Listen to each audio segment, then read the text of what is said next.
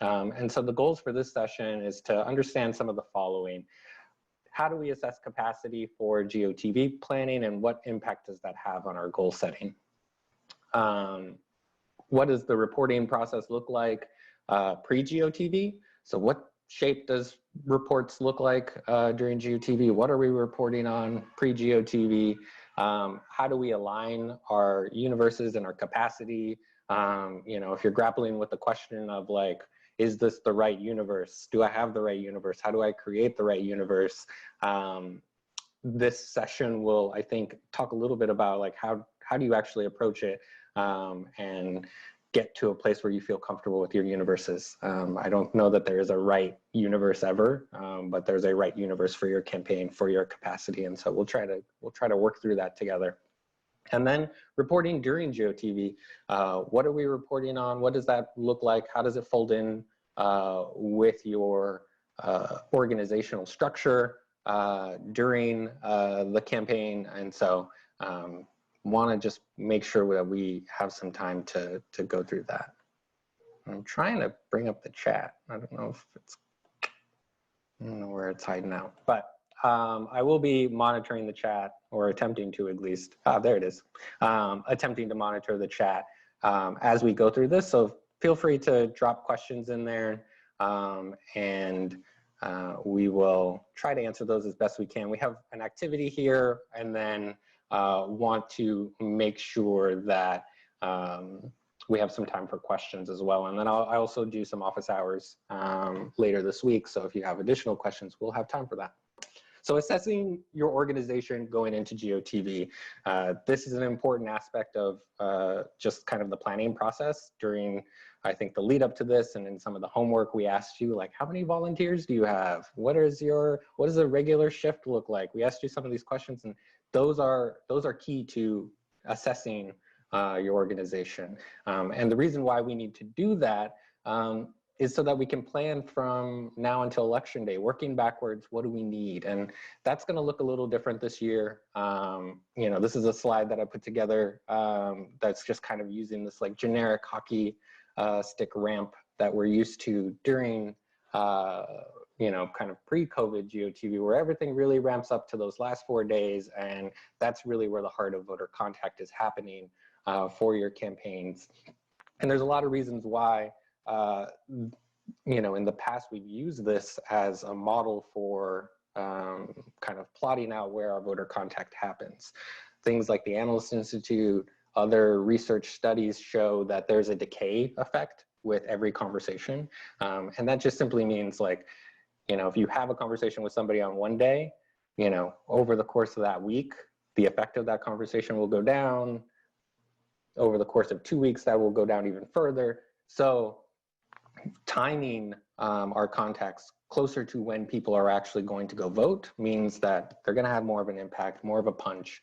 And so when we're looking at the timeline during COVID, there's just a lot more on our calendars where we are trying to fit in what is happening during GOTV. There are a lot more moments where people might be casting ballots earlier, and that is going to impact our timeline pretty significantly. And so instead of this nice ramp up, we're getting actually some kind of peaks and valleys of maybe where voter contact should be happening. And so, that is to say that, the timeline has now shifted, and it's much more than just when people are going to be voting. It's when do you need to have those shifts scheduled? When do those shifts need to be not in the door, but in the Zoom to be able to conduct voter contact? And, does that impact our timeline for that recruitment and how we evaluate our reports? And so those are just important questions to have in the back of your mind. But as we're assessing kind of our capacity and our goals, those key dates around your vote by mail deadlines, when in-person early voting starts, if it starts at all, if that's an option. Every state is going to be different. And so I'll come back to this again and again throughout the presentation, but how you define GOTV might be different, compared to some of your colleagues on this call who are in a different state, in a different jurisdiction where early voting may not be as readily available, or vote by mail might not be as readily available. And so it'll be very context specific. But then there's the capacity considerations in addition to just the voting timeline. Here, what we can see is the need for canvassing. Maybe we originally thought we would have canvassing, and it might not even be like, now we've been dealing with this context since March, right? But you might be hearing it in volunteer recruitment calls, or your organizers, or people who are on the phone with volunteers saying like, yeah, I usually do help out with GOTV. I usually go canvassing, and that's what I enjoy most. And so it's about reallocating that capacity potentially. You might have a smaller staff than what you originally planned. You also might be coordinating more. You might be working with some of the other entities in the state to coordinate your GOTV. And so that might be something that maybe you weren't initially anticipating. And then there's just the need for capacity earlier. Again, we're not building up for that ramp GOTV final 4 days. Now you're looking at 4 weeks of GOTV. And if you were from a state like Arizona, where early vote ballots is like, that's how 60% of the electorate, maybe even higher, cast their ballot, this might be a new thing. And so that might require additional training, additional alignment with even your own team about how you talk about these things. So, and when we talk about capacity, we're talking about generally two things, right? We're talking about that volunteer recruitment, but then also fundraising and the budget. And in this presentation, we're going to talk a lot about the aspects that touch on the volunteer recruitment, the organizing component of it. But I think there will be important moments where we pause and say, is this a organizing only push? Are there other things? And so that's something I want to draw back to again and again.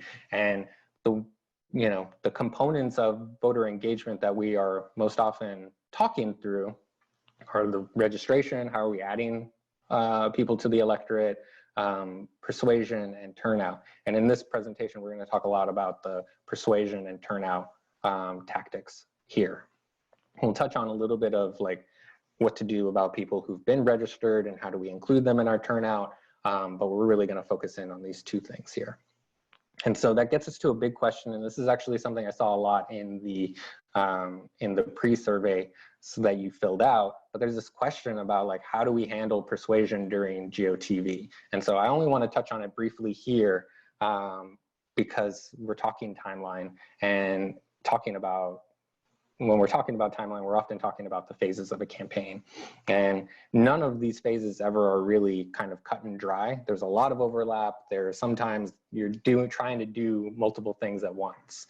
And so there's this question of what do we do about persuasion? What do we do if I haven't gotten through my persuasion universe yet? And so we're going to talk later in this presentation about how do we define persuasion and what are the ways that we can potentially, instead of just doing persuasion from now until this like very shortly defined period, but maybe potentially doing it all the way up until election day. And what does that look like? And how is that defined?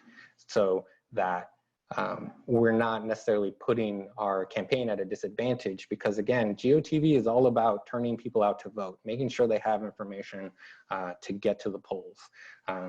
And so it'll be really important in terms of the scripting and messaging to a specific universe that we're not turning out the wrong people. And so you want to be really, really careful about that and how you approach that. But I just wanted to put that plug there because I know it's a big question in a lot of people's minds. We will come back to this in the targeting section of this and really drill down or double click, as Julia says, on like, what does that actually mean? And what are the different ways we can define persuasion to help us figure out, okay, how do we do two things at once potentially?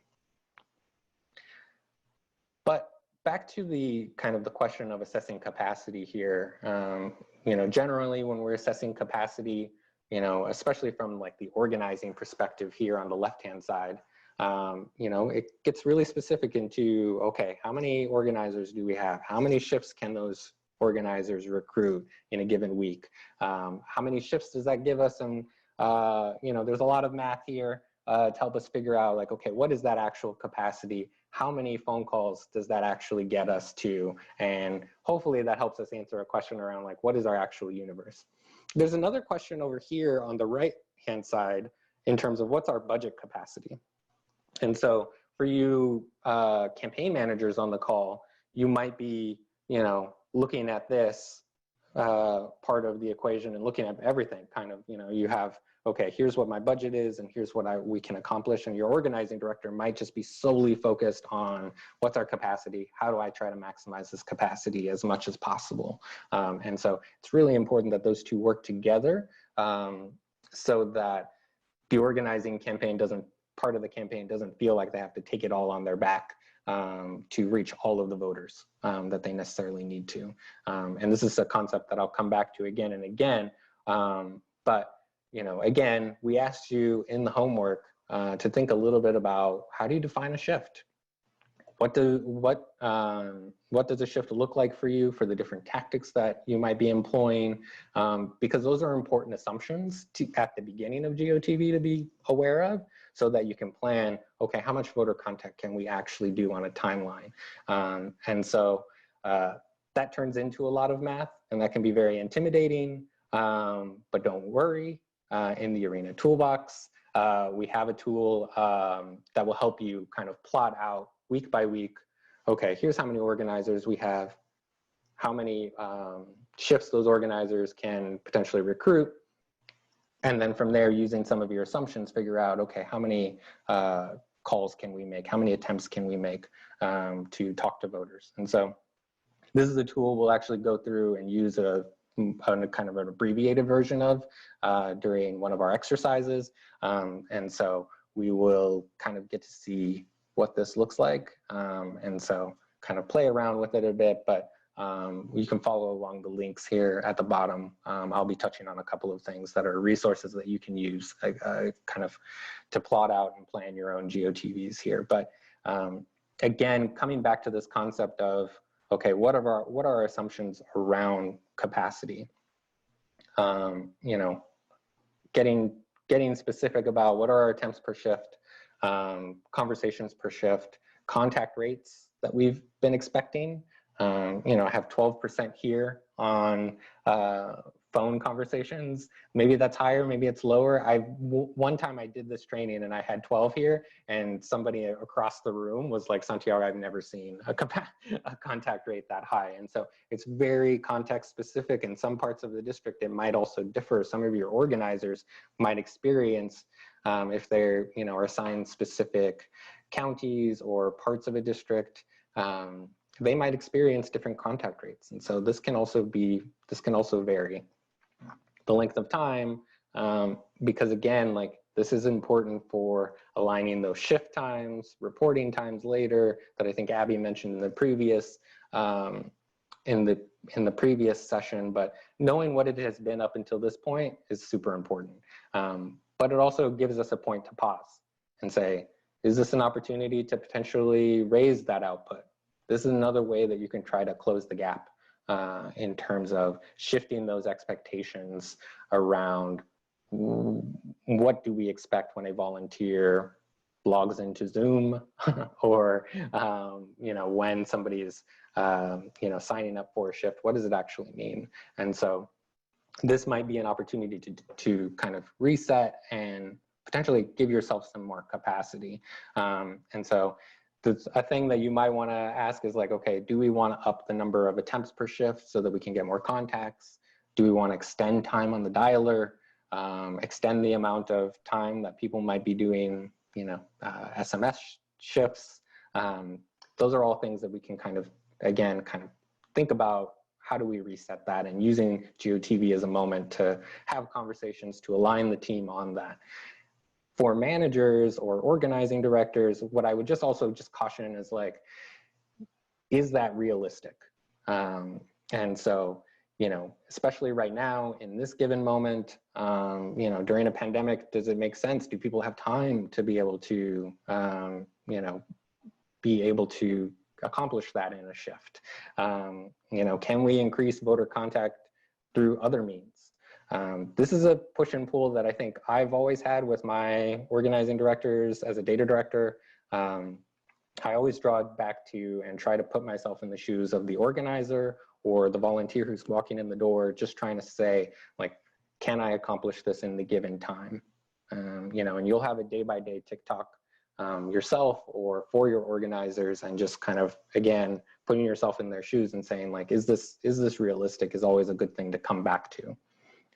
One thing that's missing from this list, as you know, or probably all have already noticed, is canvassing. It's not here. And it's been interesting. I've been having a lot of conversations with folks where they're like, you know, actually we're getting some pressure to do canvassing or potentially do a lit drop. My recommendation first and foremost is, you know, again, follow the guidelines of your local health officials. You know, I think being aware of, you know, your staff safety, the safety of your volunteers, and especially even the voters that you could be potentially talking to, I think are the most paramount things.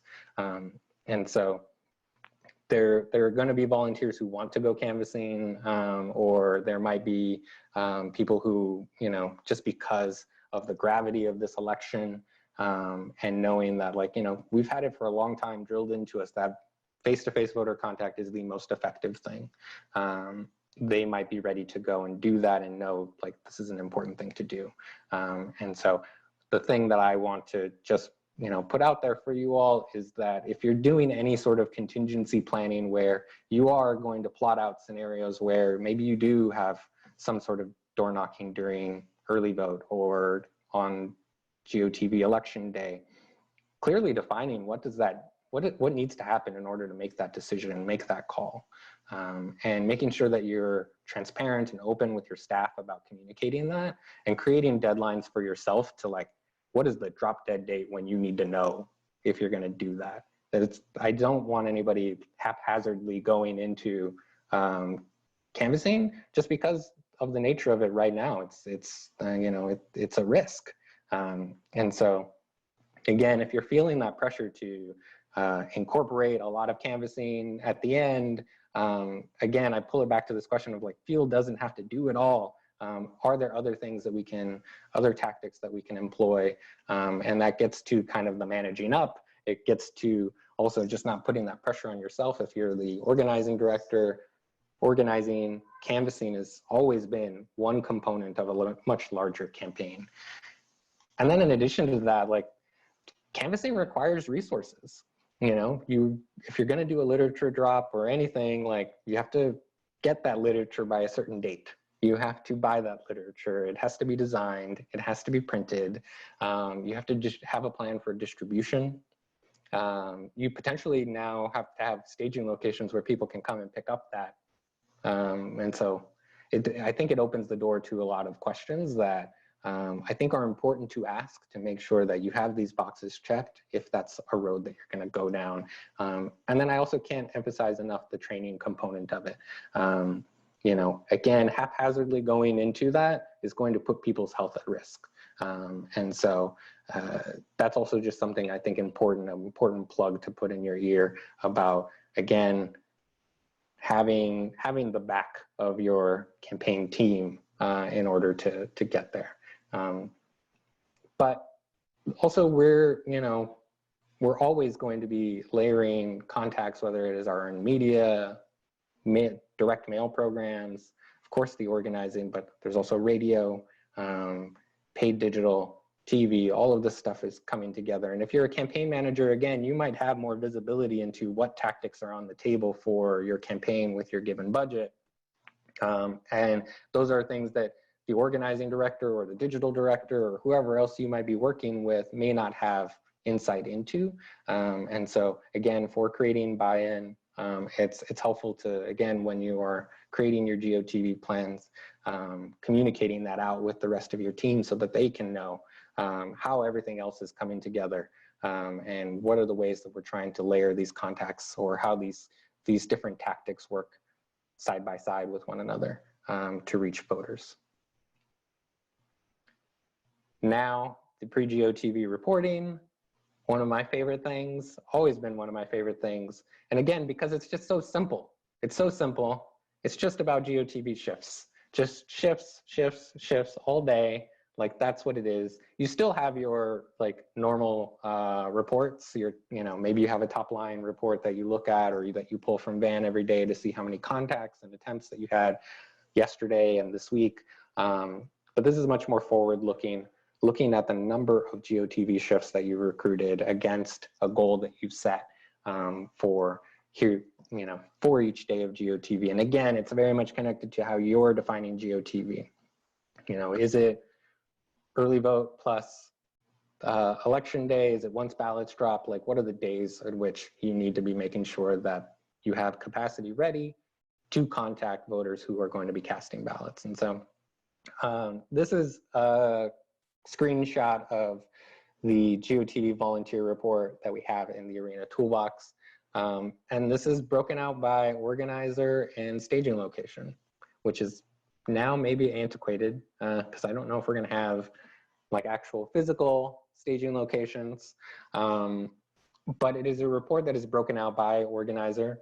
And then at the top, you have the day, like the actual day of GOTV, and the shifts by type.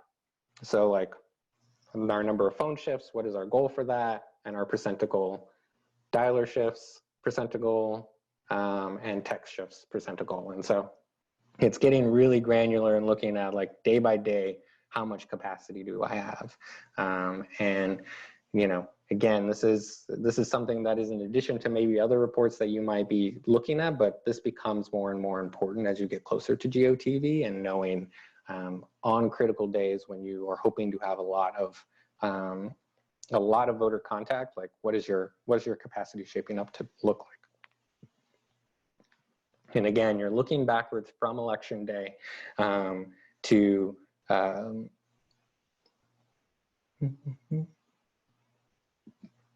and so we'll get into, there's a great question by Isabel in the chat about what's the thought process behind both phone and dialer shifts versus everybody on the dialer. And this actually gets to how dialers work, and they actually don't include, they won't include, be able to include cell phones, or at least they haven't in the past. And so there will still be a part of your universe, and that's a good thing to keep an eye on for, is like, how much of your universe could you plug into a dialer versus how much is going to be left off and you might have to call manually. And so that's one reason why you might have to do it. Also, there might be certain volunteers who might struggle a little bit with kind of dialer, you know, with the dialer and being used to having that many conversations and feel more comfortable with something like a virtual phone bank or a paper list. And so those are things that are so Holly, what I mean there is that legally they can only call landlines. They're not allowed to call cell phones.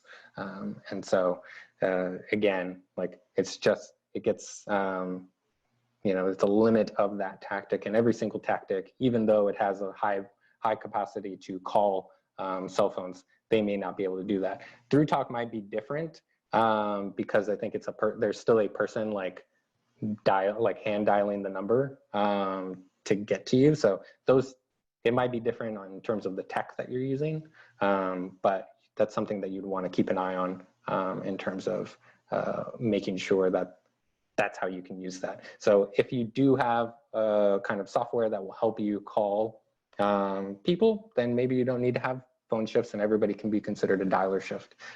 Again, it's specific to the tools that you're using, how you define GOTV, and what you can do from there.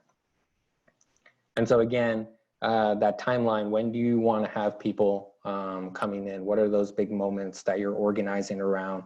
Previously, it would have been, you know, 3 weeks out from election day, we start doing what is called kind of a dry run, which is you're going to have all of your kind of reporting systems in place, and everybody's going to be following this kind of GOTV structure for reporting up numbers, using different forms to report numbers up. But here I think we have very real concrete dates around ballots dropping, early voting becoming available, where you might want to kind of strategically place some of your goals for shifts in terms of your timeline, and that will impact what shows up on your report. And so what is this GOTV reporting? What do we do with it? It's the major days of action between now and GOTV proper. It's again, shifts by day, like by specific day and by type. There are a few other things that you might want to capture in addition to just the shift information. You know, there might be specific asks around weekends of action. You know, in the past, we've tried to get people to commit to taking GOTV off. That might be a much bigger ask this year. So you might want to say like, hey, take these GOTV days of action off, or GOTV proper off. And then also just your captains, volunteer leaders, this is still an opportunity to empower people during the final 4 days to take an elevated role on your campaign. And so locking those people in, you may not have an actual GOTV staging location, you might just have a Zoom, but maybe you have somebody who's the captain of, you know, the training breakout room, where you can, anybody new who logs on can be, you know, kind of get the rundown of like, what scripts are we using, what universes are we calling, and really getting them set up to plug into those different systems here.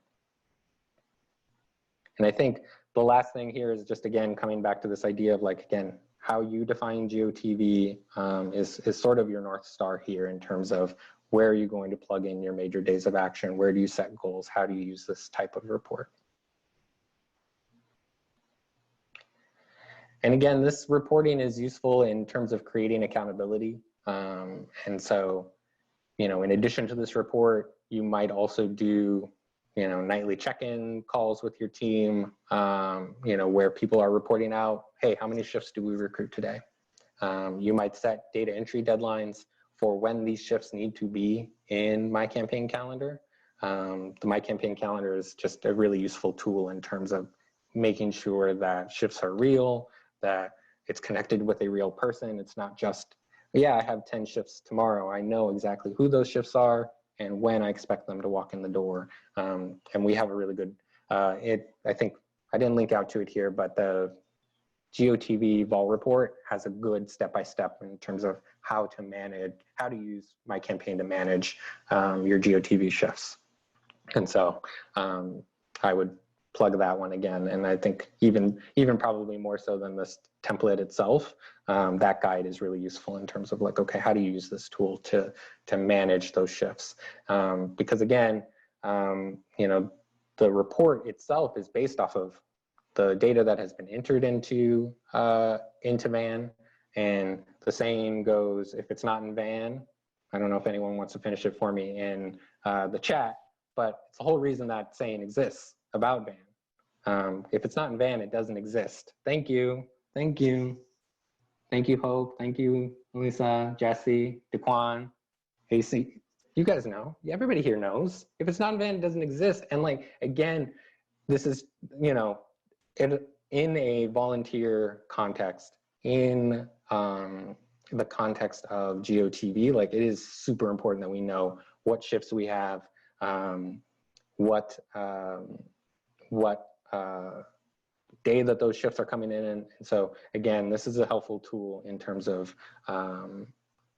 making sure that you're able to have a confident assessment on what your capacity is shaping up to be. And so this is, again, you know, something that can be really helpful in terms of making sure that you know on what day, where those shifts are going to be, and you know, either what organizer or what part of the district those volunteers are coming from, because again, we might want to be able to change things up. So that gets us to some good questions, I think, in terms of like, as a manager, maybe a campaign manager or organizing director, like how do I use a report like this? Like, okay, what do I do with this? We took the time to enter all of this data into VAN. You know, we built this nice report or adapted this report from the Arena template. You know, again, the primary thing is to kind of assess where you have capacity and where you don't.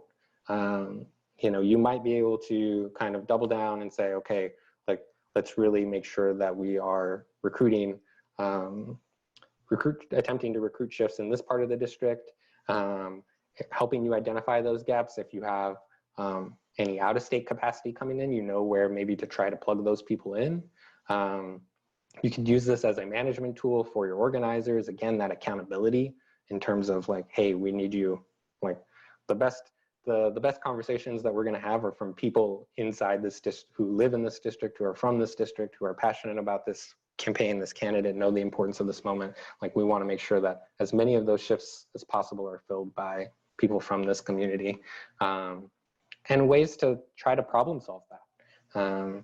You know, I always find it interesting in the past when I've worked with organizing directors, like some approach it in terms of like, we are going to set this astronomical goal that is totally out of reach and really push people and almost burn people out trying to reach this unreachable goal. And I've seen other organizing directors actually say like, let's try to set a more realistic goal and really work side by side with the organizers to problem solve, to figure out like, how do we better recruit people, make sure we're making a really strong ask.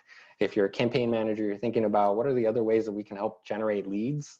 Like what are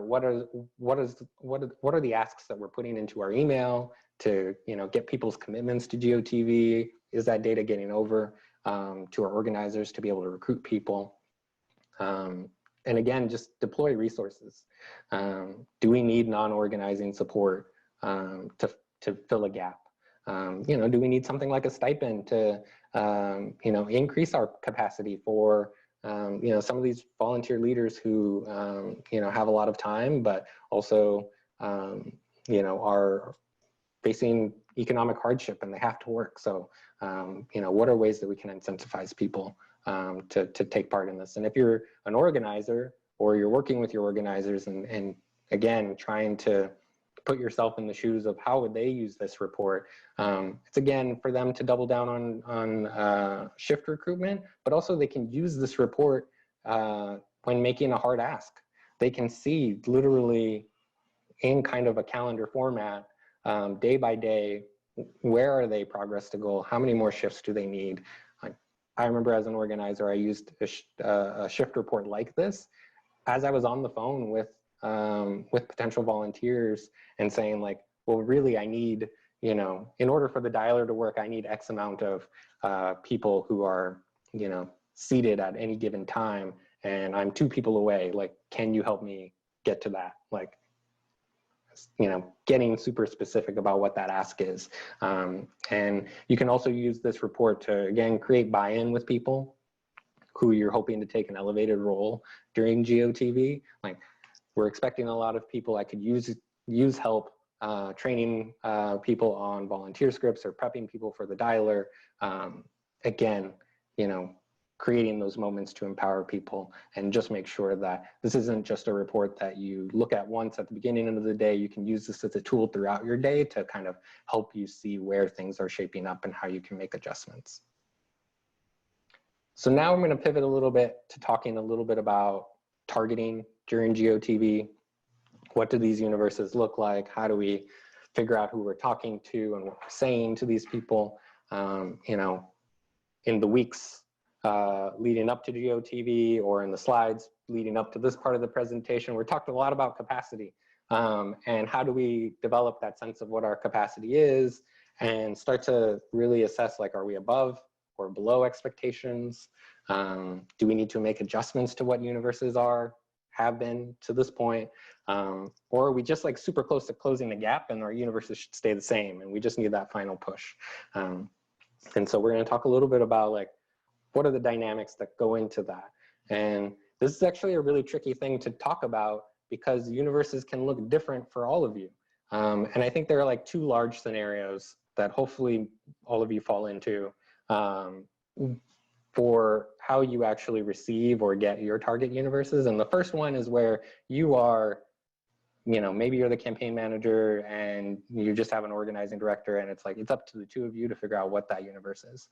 And so in that scenario 1, you have a lot of room for adjusting and figuring out what that universe actually is. And then there's number 2, where maybe your campaign has additional resources. Maybe you're working with a House caucus or the D-Trip or, you know, some other kind of statewide campaign, maybe you're coordinated in the coordinated campaign, and you have less control over how the actual mechanics of like what goes into your target universe.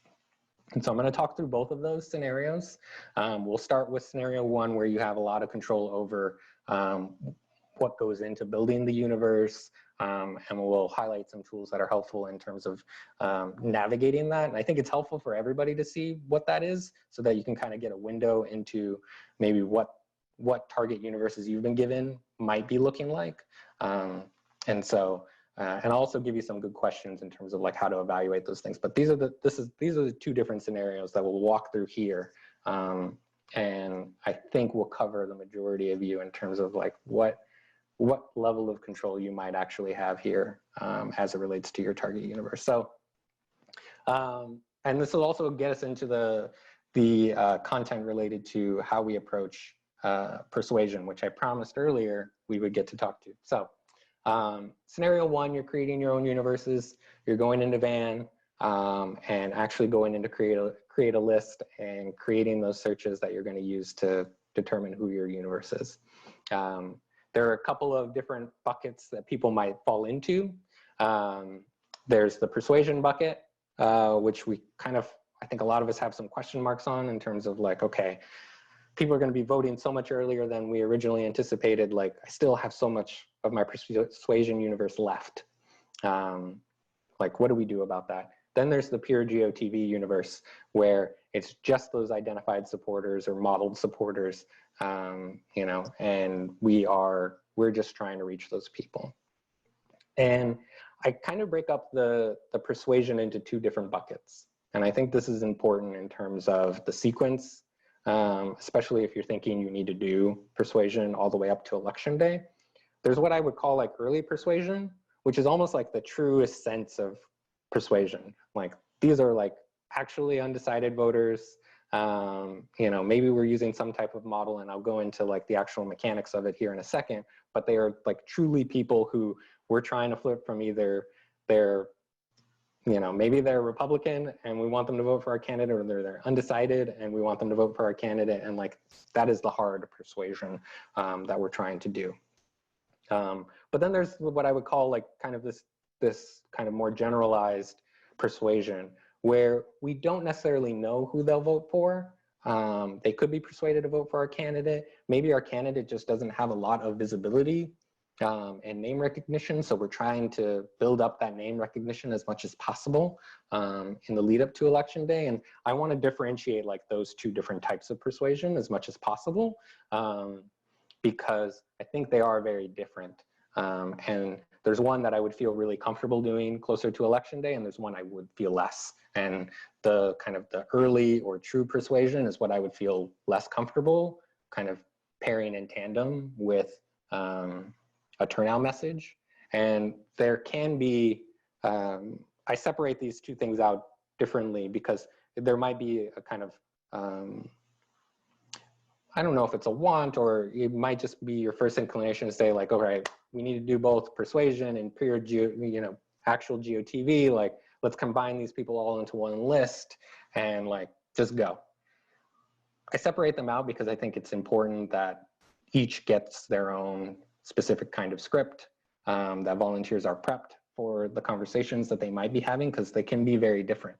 And so again, the preparation that you're giving your organizers in terms of these two different audiences, I think can be really important. So coming back to that, but what goes into the persuasion universe? It doesn't necessarily mean kind of middle support scores. Middle support scores, so if we're thinking on that 0 to 100 scale, in terms of how a turnout model is evaluating people in the middle range from like 40 to 60, those aren't necessarily always independents or people who are truly undecided. It's people who we don't necessarily know a ton of information about. And so they're not necessarily people who need to have their mind changed necessarily. They're just people we don't necessarily know a lot about. But there are things like persuadability scores that you might have access to. Again, there's going to be a lot of caveats here in this section in terms of like, what do you actually have access to in your own ban instance or access. But there are persuadability scores, which can be helpful in finding people who can be persuaded to change their mind on an issue or a candidate. These scores actually go from like -5 to +5. And so they actually do work a little differently. But again, it's like people who are in the positive ranges of that score are people who are more likely to change their minds, versus people with negative, they actually will not change. They're not going to have a change of heart or mind on this. And so that's another way. Another way to approach persuasion is with issue scores. So finding people who are supportive of a particular issue and then connecting that, helping connect the dots to your candidate who is also supportive of that issue. And so higher score ranges, 70 plus on an issue score, you know, and that might be a good potential target universe for your campaign. And then low, lower middle score on kind of partisanship. So that would actually be like an issue score and your partisanship or support score working together to pull that list. And so in a lot of cases, we're using 2 scores to try to narrow in on an audience. Most of the time it's a turnout and persuasion score, turnout or support score, excuse me. Then there's that hybrid universe that I was talking about as like this kind of, you know, this is a GOTV persuasion and turnout universe. This might be those people with those middle scores that I was talking about that we don't necessarily know a ton about. Also on a support score, maybe they're between 40 and 60. We don't know a ton about them, but we can ID them and try to gauge who are the people who are with us, people who are against us, and people that we could potentially add into a GOTV universe to give them more specific information about turning out and voting. The sequencing of your scripts on that is really important. You know, you don't want to at the top be like, hey, here's your polling location, go vote. By the way, who you're voting for. You want to be able to sequence that so that, you know, if you get a negative ID, you can just end the call and move it that way. So Ashley asks the question in the chat, how do support IDs on the scale of 1 to 5 translate into support scores in VAN? Does VAN do this automatically? And so just a clarifying question for you, Ashley, is when you talk about that 1 to 5 scale, you're talking about kind of the survey question that you might be answering when you go through a script. It's like, oh, you know, typically it's like, yeah. Those two things are actually separate. And so people who support, you know, those are the people who we've identified. Those are our IDs, which come in after somebody has been scored. And so we can compare the two and see like, okay, you know, we have a bunch of people who scored 90 plus. Those people should be coming back as ones on our support score. You know, when we are actually going through and IDing them through our scripts. And so we can evaluate those and then refresh the score based off of that information or based off of other polling information that we're getting. And so it's important to also know when your scores were last updated and coming back to that and knowing like, okay, well, you know, especially if you're getting a lot of negative IDs on people who, you know, you based off of the support score think should be coming back more positively. And you'll always, you know, because these are probabilities, we do expect that, you know, sometimes, you know, even at 80 plus support score, you're still going to be talking to some people who will ID as a negative, but it shouldn't be the bulk of the calls that you're making. And so if you start to see that sort of like, oh, an entire list came back and was negative, you know, that's something to elevate and raise to the data folks in your state to talk about potentially either refreshing or making sure that you're using the scores correctly. And then that gets us to the turnout universe here. And this is a kind of a chart here on the left that we come back to kind of again and again and can get us to like this very generic sort of GOTV universe. But we have these two axes strong Republican here, strong Democrat, likely to vote, unlikely to vote. And we want to center our GOTV on the people who are likely to support, but also less likely to vote. And the reason why we want to do this, again, comes from a lot of research around the effect of a GOTV conversation and who is it going to likely have a bigger impact on.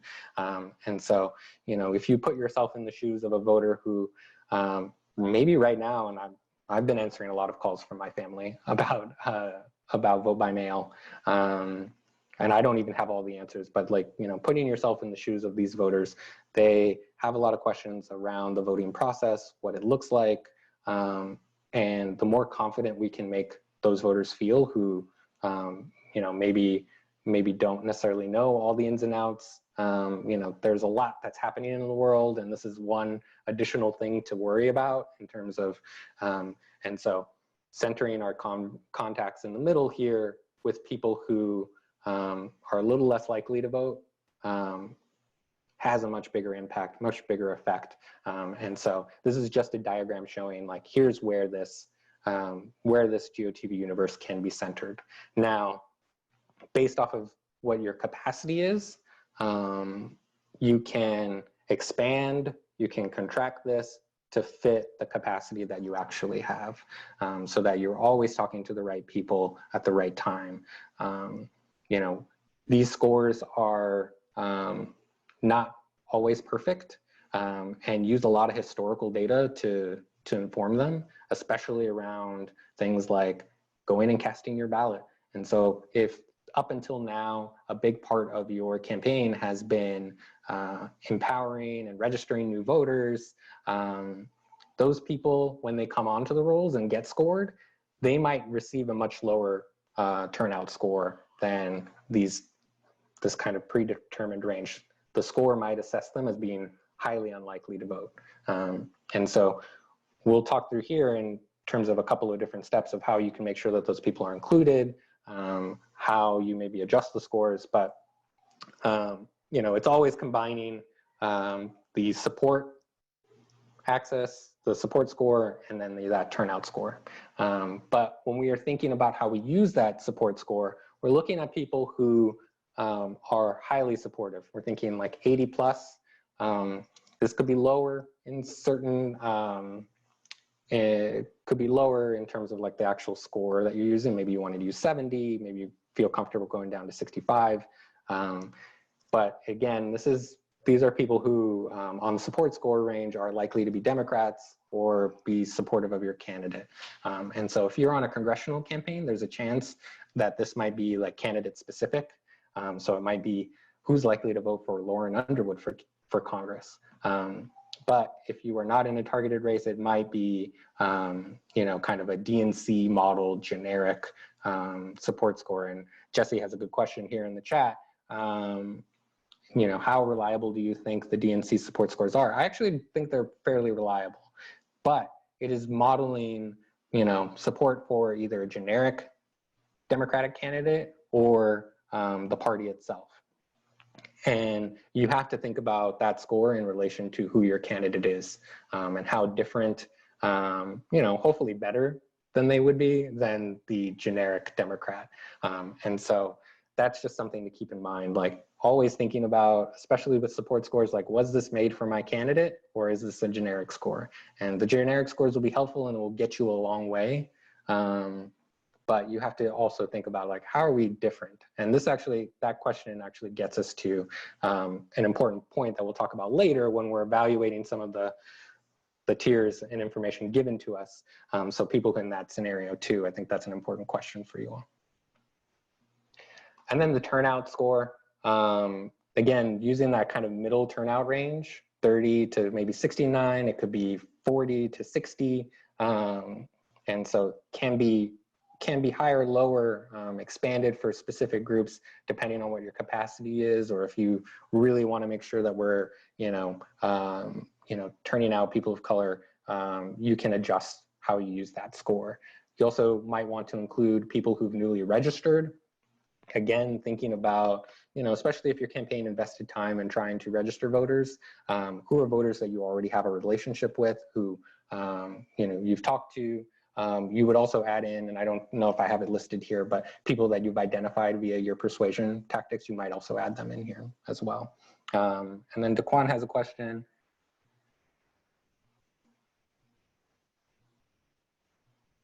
So his question is, in a busy environment like North Carolina, several top of the tickets, they got president, governor, whole busy slate, and I'm sure congressionals all over the place, lots of independent expenditure, turnout activities. How can state legislative campaigns maximize effective turnout?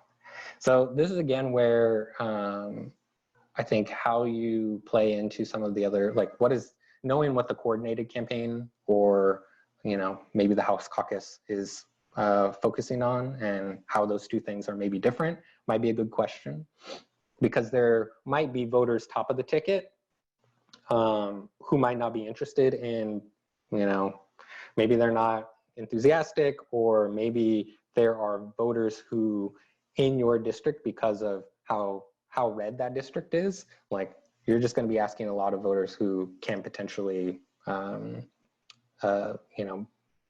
who might be you're trying to activate voters who might not be activated by top of the ticket. And so knowing how, like what their priorities are, what types of voters they're talking to, and then looking at your own pathway to victory and saying, okay, well, these voters are really important for us to turn out in order to win this race here, is an important kind of evaluating point to just make sure that you can work in tandem with some of these statewide groups, and make sure that you're not totally duplicating efforts. There are ways, like again, if you're doing some of the persuasion where you were trying to raise and elevate your candidate's profile, again, you're trying to build up that awareness before they cast a ballot, is super important. And so that's also work that those other groups that might be less equipped to do. And so again, might be a plug for, again, how you use that persuasion part of it to fold into your GOTV. But that is a really, really great question. And I think that's also a good question for you all to work through as you're talking with your partners in our future exercise. Then we have the GOTV score, which might be a hybrid, and you might get access to later, but it's not always a guarantee. Then there's the scenario 2, and want to talk through a little bit about what this looks like. Most often takes the form of targets and ban. It'll be a self-cleaning list, which is just based off of data entry. We will remove early voters. We'll use a lot of the same criteria that we just went through on the previous slides. And it might actually use additional data or information that you don't have access to directly in your van. So they might be using a persuasion score when you don't have access to a persuasion score. And so just making sure that you kind of know what the makeup of this is going to be really important. But again, knowing that you might not have access to all the same information that might have gone into creating those scores. I also mentioned self-cleaning, and just to make sure everyone's aware of what that means is that's just removing everyone who's been canvassed, any refusals, moves, inaccessibles. It'll just have this criteria on here. So every time you go and check that box and pull that list, it'll be a clean list. We'll also remove anyone who you've identified as against your campaign. And we'll also take out those early voters, which we mentioned earlier. So this is an important slide here in terms of taking these two universes, persuasion, GOTV, and what we can start to do is start to break them out into tiers. So tier 1 being the voters that, again, if we only have so many resources, like these are the most important voters for us to talk to. And we can prioritize, making sure that we talk to those people before anyone else. Then we can have a tier 2 universe. It's like, if we have additional resources, we can plan to talk to these people and they're still really good targets. Tier 3, and there can be more tiers here. These would be people who, if we get additional resources and capacity, we could fold into our voter contact programs. And so if you are getting a list from somebody, the D-TRIP or the statewide coordinated, it might be broken up into tiers as they've defined voters. And so it'll be important for you all to evaluate this. But when we are thinking about this and bringing in the tactics, because again, we have this question of like, is this the right universe? Oh my gosh, I have to talk to 100,000 people. Like there are, you know, definitely panic attacks that this can induce, especially if it's just been given to you. Layering the tactics on top of this and saying like, okay, well, what does the organizing team have capacity to do? Do they have the capacity to talk to everyone in tier 1 and 2 or just tier 1? Or will our paid media programs be helping us talk to all of these voters or a smaller part of this universe? Again, they're working in tandem together. It's not just one part of the campaign that's responsible for talking to all of the voters. And so that's something I want to just make sure we kind of can bring ourselves back to as we're thinking about how we approach these universes and set our goals. And then when you go into Van and just pulling those lists, it's going to be in create a list. And if you're getting those targets, again, it'll just be a set of checkboxes in a section called targeting targets. And so there might be several of these different things. There might be a tier 1, tier 2. It'll be important for you to get the information from the group that's providing them in terms of instructions on how to use them, because they will be created differently. Only the central, like kind of statewide data team has the ability to create these targets. You don't have the capacity to build targets. So most of your targeting is just based off of saved searches in Van. And so that's an important thing to just make sure that you're all aware of. And then it's important to evaluate for both, if you're creating your own universe or getting a set of universes from somebody, it's important to evaluate that after the fact. Going into counts and crosstabs after you've created a list, clicking on counts, and looking at who's included in this universe, broken out by age, gender, race, but then also the number of people, number of phones, number of mailboxes, cell phones in this list. And so that's an important piece of this.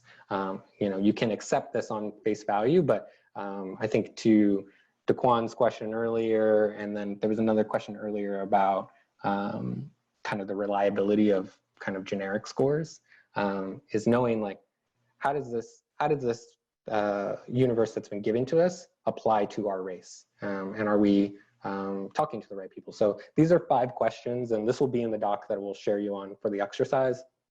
But some questions for you all to ask, like, is this customized to my race?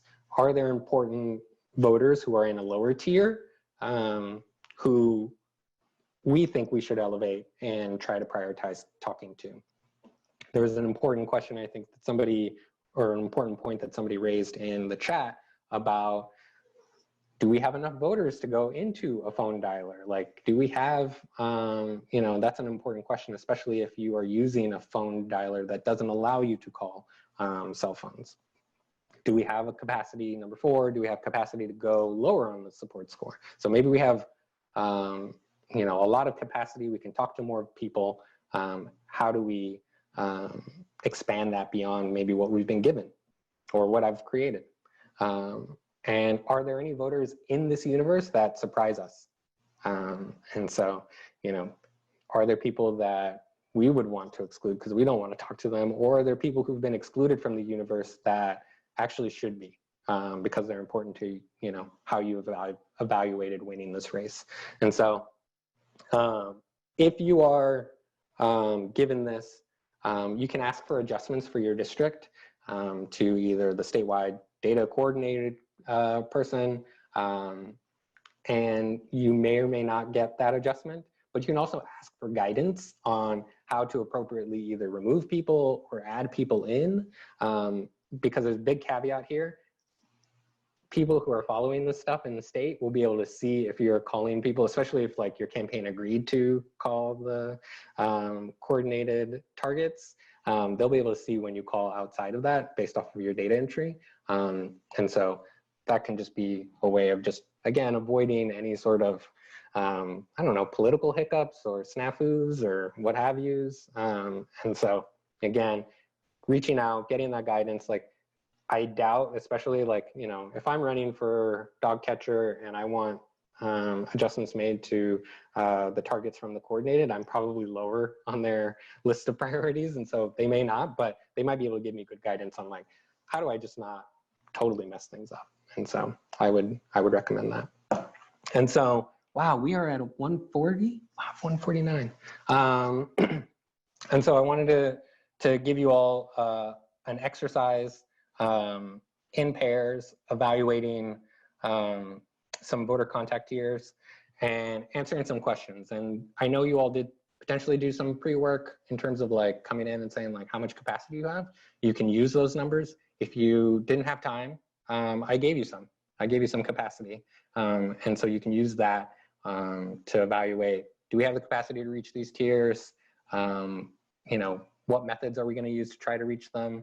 And how might we adapt outreach to those tiers? And so the link, thank you, Alexis, has been dropped into the chat. You can go to File and copy it to your drive so that you can fully edit it. And it looks like we have some anonymous animals popping into the doc now. It has 3 tabs. The first tab has tiers broken out 1 through 3. There's some spaces in blue where you can write answers to your questions. Yeah, everyone's anonymous animals. I've pulled in some helpful slides that might be helpful because as soon as you go into the breakout groups, you'll be alone in there and with your partner and you'll be like, what about that one slide? So I pulled in the universe consideration slide for you, and then a copy of our capacity calculator with kind of a shortened timeline so that you can see from now until election day, like how many shifts can you pull in and have, and like what that capacity looks like in terms of attempts and the size universe that you should be trying to attempt. And so the questions are in the doc.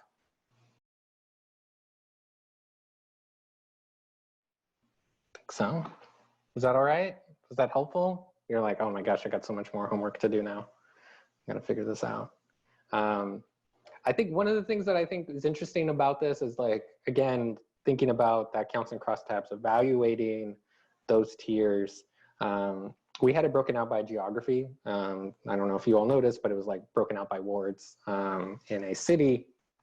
But you know, that might be something, if you're working in a state that doesn't have like race on the file, that might be an interesting way to break it down so that you can know, you know, given characteristics that you might know about different communities or different parts of a district, that can be a helpful way of geographically breaking things down to see like, okay, are there enough voters from this part of the district that I would expect or want in the district, and just making sure that they're there. But,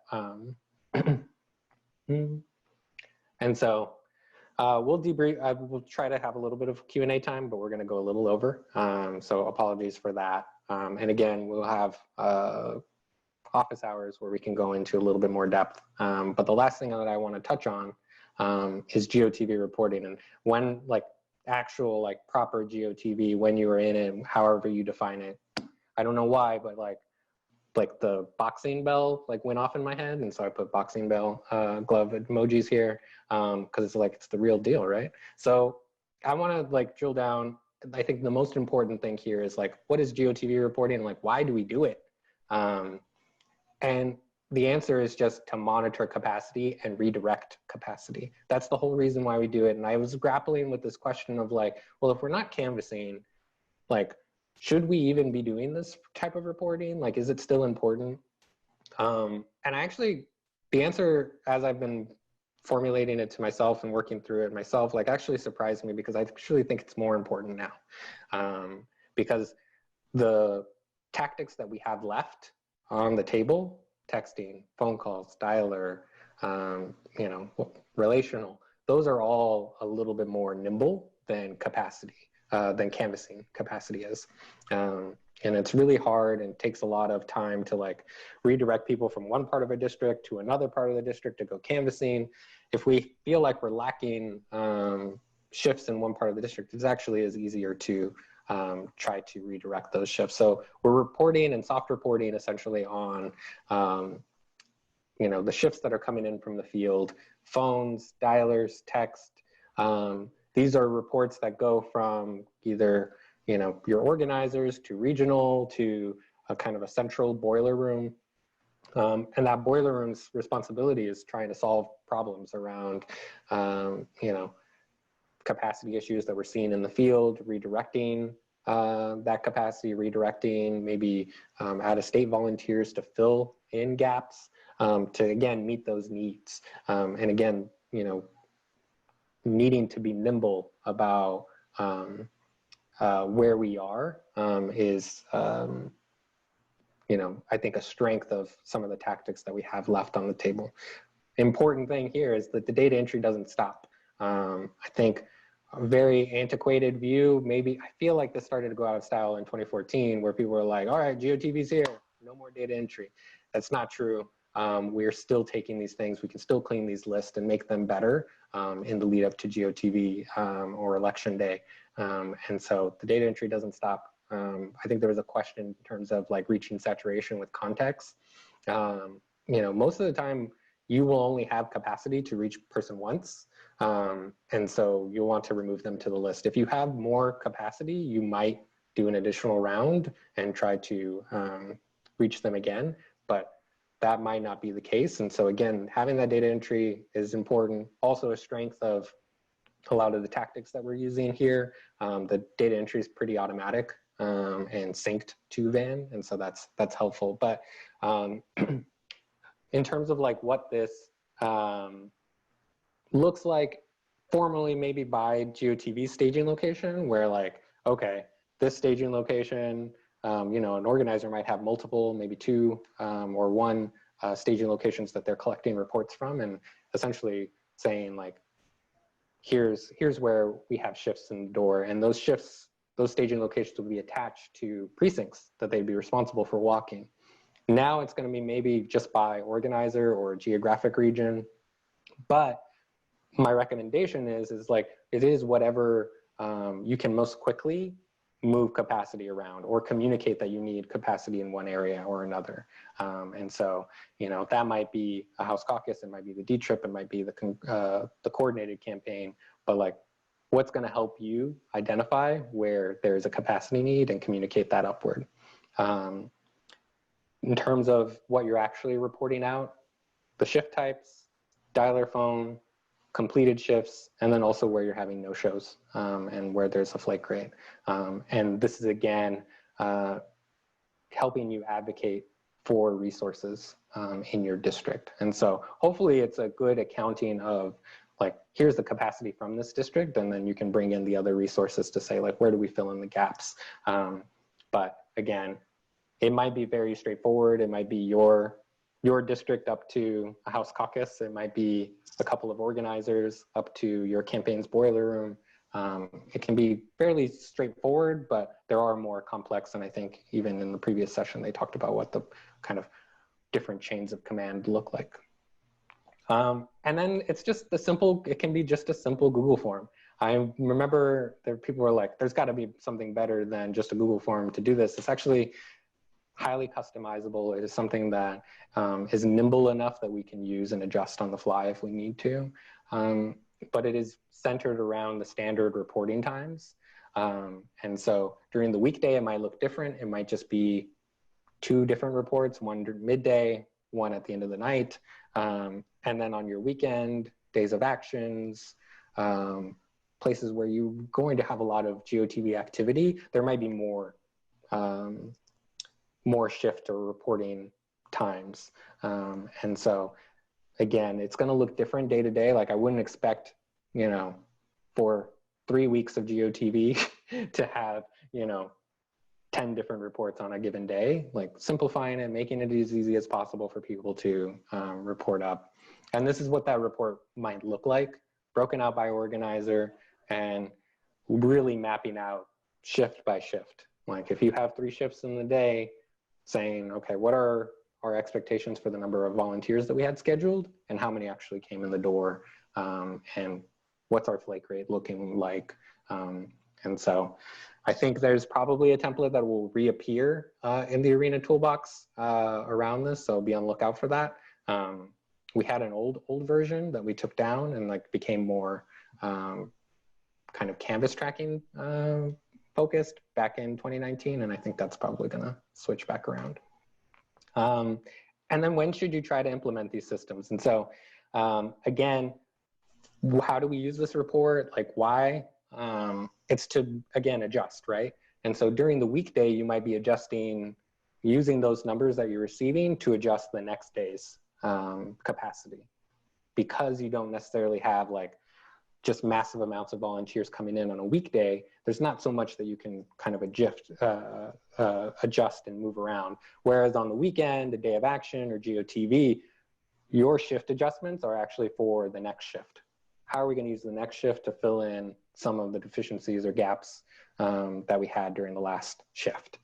So it becomes very hour by hour, shift by shift sort of look. And that's, again, where having those clear lines of communications, you know, your Zoom boiler room where you can troubleshoot these things become important, because the decisions need to, and adjustments need to happen more quickly.